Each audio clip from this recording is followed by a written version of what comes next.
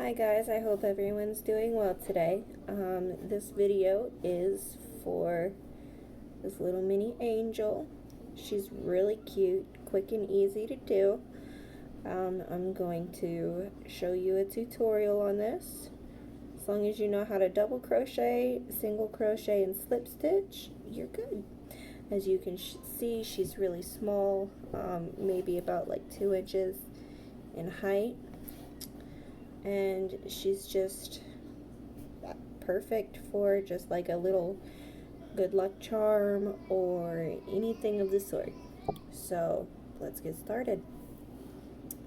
Okay, we've got, well, obviously scissors, a darning needle to weave in ends for when you're done. We're going to put that off to the side. Stitch marker. I'm just using a random bead that I have laying around the house. You can use any kind of bead you want. Just make sure that it's round. That's what we're going to be using for her head. You can make your own little head if you want to, but I'm using a bead. It's just easier that way. At least for me it is. Anyways, I am using an H hook, which you can see there, it's kind of beat up. I've had this hook for a very long time. And then just some random cotton that I have had in my stash for a while. I thought it matched the bead really nicely. So you can use any kind of yarn you want, but I prefer cotton because it just gives a smoother look at the end of it. You can use any kind of acrylic, worsted weight, you can use thread, you can use anything you want as long as you have the hook size to match. Okay, so without further ado, let's get started. To start off, just make a magic ring, and the way that I learned how to make the magic ring, okay, you take the tail of your yarn and the working end to your left. You wrap it around your index finger, so you go front to back once, front to back twice. Make sure it's loose, don't pull it too tight. Take your hook, go under both loops, grab the first one and pull it under. Okay, whoops. Sometimes that happens. Let's try this again. Okay. Just like that. You just pull the first one under the second one. Okay, and then you just chain one. And that is how I learned how to make a magic loop. Okay, so you're going to start off with a chain 3, and this will count as your first double crochet. Mine's kind of loose, but you can make yours as loose or as tight as you want. I like to put one finger inside my magic ring to kind of hold it still while I'm working into it. After you do your first chain 3, you're going to do 11 more double crochet inside your magic ring here. And make sure you don't lose track of your tail. Okay, just keep that off to the side, but make sure you don't lose track of it. So to do a double crochet, you just yarn over, stick your hook into the ring, yarn over, pull up a loop, so you've got 3 on your hook, yarn over, pull through 2, so you've got 2 here, yarn over, pull through 2. Okay, there's your first, well, technically your second double crochet. And you just want to do that 10 more times until you have a total of 12 stitches in your magic ring. And I will see you back here when you're done. Okay, welcome back. So I have a total of 12 stitches in my ring, including the first chain 3. Okay, so all you're going to do at this point is tighten your ring. Now if you look, my tail is under the ring itself. Okay, in my experience, that just helps keep it a little bit tighter. So you're just going to pull that, and you can make it as tight as you want, but I like to make it nice and snug. Okay, there's that. And then to secure that closure, this way it doesn't come off, I just take both pieces of yarn, the tail and the working yarn, and I just pull them both through when I do the slip stitch in the top of the chain 3. Okay, just insert your hook, grab both yarn, both pieces. You might have to fight with it for a few seconds. There we go. Okay, see how they're both pulled through that chain right there, and then you just pull them both through, and there's your slip stitch. Okay, so row 1 is complete.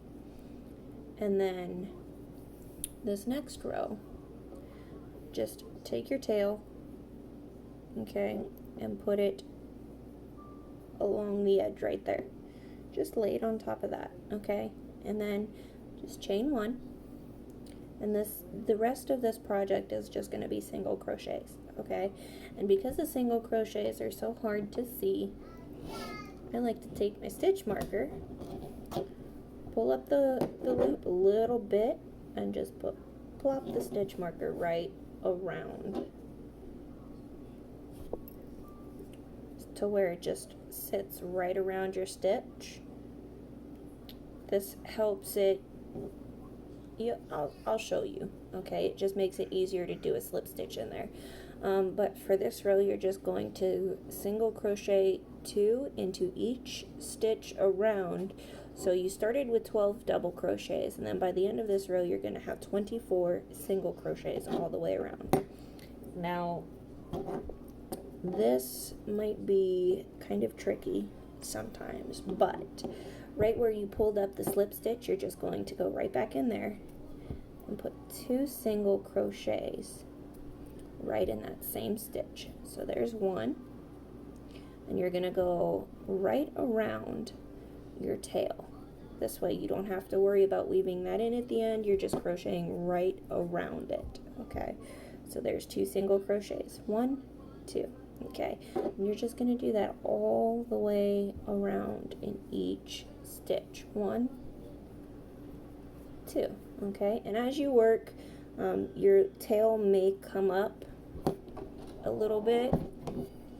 It may come through like it is here. If you can see how that's coming through, all you got to do is just pull on it and it'll disappear. Easy peasy, okay? So once again, you're just going to single crochet all the way around your piece, okay? And go ahead and do that, and I will meet you back at the end here. Okay, so we've done 2 single crochet in each stitch all the way around. So you should have a total of 24 single crochets, okay? And this is why I said using the stitch marker the way that I did would make things a little bit easier, because if you did it the way I did it, your stitch marker should be sitting under the top 2 strands of your first single crochet, okay?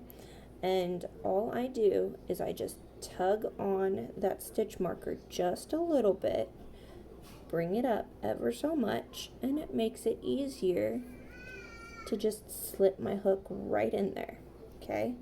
And then just slip stitch to join the 2 rows. And that's a little trick that I've learned in my many years of doing this craft, okay? So for row 3, you're going to do the same thing that you just did. You're going to chain 1, okay? And you can, you can put the stitch marker there if you'd like to. You don't have to. I just think it's easier that way. And once again, you're just going to put 2 single crochets into each stitch all the way around. So once again, just go right down into the same stitch that you just slip stitched. So 1, 2, okay? So you just start right there, and then you just do 2 single crochet in each stitch around, okay? So go ahead and do that, and I will meet you back here when you're done. Okay, welcome back. So we've done 2 stitches in each single crochet around, and as you can see, it should be starting to curl just a little bit. You should have about 48 stitches all the way around. It is completely okay if this curls. It is supposed to. That's how we get our shape, okay? If I were to take this apart, it's just one big circle. That's all it is. But the way it curls is what gives it the angel shape. So, because it curls, that is completely okay. Don't worry about it. You're doing everything right. You are perfectly fine, I promise. Okay? So, once you finish this row, once you do your last 2 stitches in that row, you just slip stitch to join. And again, I just pull up on my stitch marker, do my slip stitch, and then just take it out. There we go. So easy. Okay? And that is row 3. Now row 4 is the last one we're going to crochet. So you just chain 1, and once again, if you choose to, put the stitch marker right around. There you go. And then this row we're going to do a little bit differently. Okay? What you're going to do is we are going to do a 2 single crochet pattern. Okay, so you're going to do 2 single crochet in the first stitch, 1 single crochet in the next, 2 single, 1 single, and you're going to do that all the way around your work.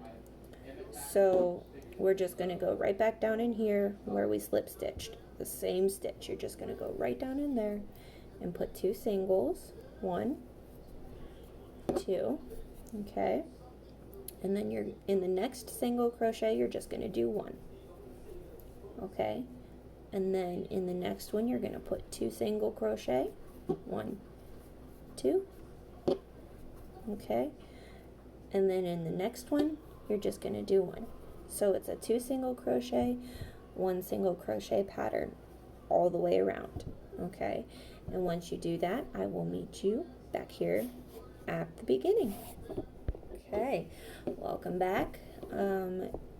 After doing the 2 single crochet, 1 single crochet pattern around, you should have about 72 stitches. It does not have to be exact. The pattern doesn't really call for any specific numbers, more or less. So now that you've finished that, we're just going to slip stitch into the beginning. So once again, just pull it through, pull it up, take your stitch marker out. Okay, now we are done with the crochet part. So just chain 1, not slip stitch, and then I like to pull a nice long tail. Okay, and I'm just gonna clip that. If my scissors would work. Sorry, I need to get new scissors. And then once you clip your tail, just pull that out through the chain 1 that you had just made. Okay, and then just pull that snug, and that's gonna secure the end of your work. Okay, and as you can see, it's nice and curly right now. Okay, that's the back side. I'm just going to, oops, my bead's running away. I'm just gonna clip that off. That's the part of the beginning tail that I did not crochet over. You don't have to do the whole thing if you don't want to. I usually just do enough to where it will be secured. So there's that. Okay, now here's the little curly part. This is where we're going to create the body and the wings. Okay, you see how it's flat on the back like that, but it's got this fold in the front? I'm going to show you how to make that. Okay, so you want to keep track of your tail here. Okay, all you do, it should fold up naturally like this. All you got to do, just fold it right in half. Okay, that's it. It's gonna look like a funky little crescent moon. Now you want to make sure that your tail is somewhere up here. Okay, so all you have to do is just rotate where you folded. That's it. That's all you gotta do. Okay? Yeah, that looks good. All right. Like I said, it's not an exact science. You just want it about 1/3 of the way down. So anywhere in here, like anywhere within these 4 or 5 stitches would be great. Okay. So it looks like that. And then what you're going to do, take the end of your yarn, put it into your yarn needle. Go lay down. Okay, I didn't think you guys wanted to see me fighting with my needle. So, once you have your needle threaded with your long tail of yarn, you're going to go about the same distance from here. You're going to want to go about the same distance from the other point. Okay, normally it's about 15 to 18 stitches away from your tail, but like I said, it's not exact. You can do whatever you feel. I'm just gonna do 15. Okay, 1 2 3 4 5 6 7 8 9 10 11 12 13 14 15. We'll do 16. Okay, and then you just want to insert your needle from front to back. Okay, and then you're just going to pull it through just on the front side. Okay, you want to leave the back side alone for right now. You just want to pull your tail through the front side, and you want to make sure that it's underneath this edge. Okay, and you'll see why here in a second, but I'm just going to put that underneath there because it'll be a little bit easier. And you just want to pull them tight to where they're together. Now, you don't have to, but I like to secure it one more time with an extra stitch. So I just do that, okay? And that creates the fold for the dress. Now, it's gonna sit kind of weird right now, but you can shape it how you want it when you're done, okay? So you've got this nice and secure, and you just want to flatten the back pieces down. This is going to be your wings, okay? So you just want to make sure that's nice and flat. And where, okay, you see right here where they meet? You're just going to take your needle. I like to go back behind this part where you just connected the two and just insert into the stitch on the back side that's right directly in the middle there, and it just, in my opinion, it just keeps it a little more even. And then just one more time, go right through to secure it a little bit better. Oh, there we go. Sorry. And then you're just gonna pull it through, okay? And just pull it nice and snug, make sure it's tight. And then at this point, you can tie it, make a knot if you want to. You don't have to. Personally, I would, just to be extra secure, because, I mean, I like to be extra safe. You never know. Okay, now, this part is optional. You can leave it as is and just shape it that way, but I like to do this next step because, as you can see here, it just gives a little bit more definition on the sides versus this here. Okay, you can see that it kind of just keeps going on either side, whereas this, it has a little bit of, like, I don't know how to describe it, but you can see it right there, where it looks more like it's a little bit separated and it's not just continuous. Okay, so now, like I said, you don't have to do this part, but I choose to. So you're just going, if you do want to follow along, you're just going to slip right up through and you're going to come right to the edge of where this fold sits. Okay, it's kind of hard to tell, but if you look at it, you can just kind of see where it just comes down the edge right here on both sides, and you're just going to bring your needle, oops, if it stays in, you're just going to bring your needle right up through the edge right there. Okay, just pull your tail through and see, it's like you won't even be able to tell.